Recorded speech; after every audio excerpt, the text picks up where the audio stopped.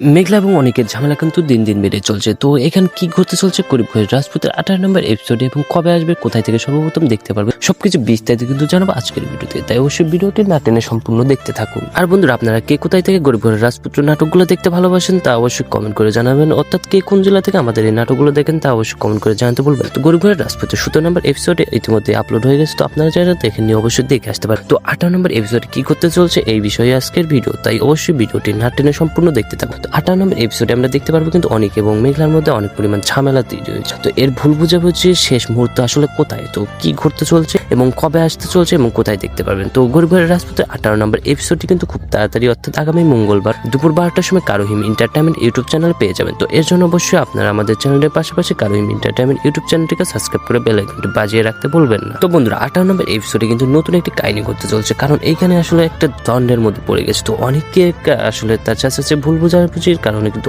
মেঘলার পরিমাণে অনেক পরিমাণ রেগে যায়। তো এখন কি ঘটতে চলছে এটা কিন্তু দেখার জন্য আপনাদের টুইস্টের অপেক্ষা করতে হবে। অন্যদিকে কিন্তু আসলে রাতুল অনেক পরিমাণ লাফাচ্ছে, তো রাতুলকেও আসলে ধ্বংস করে দেবে মেঘলা। কি ঘটতে চলছে এগুলো দেখার জন্য আপনাদের প্রতিটি এপিসোড দেখতে হবে গরিব ঘরের রাজপুত। তো গরিব ঘরের রাজপুত 18 নম্বর এপিসোডটি কিন্তু আগামী মঙ্গলবার দুপুর 12টার সময় কারোহিম এন্টারটেইনমেন্ট ইউটিউব চ্যানেল পেয়ে যাবেন।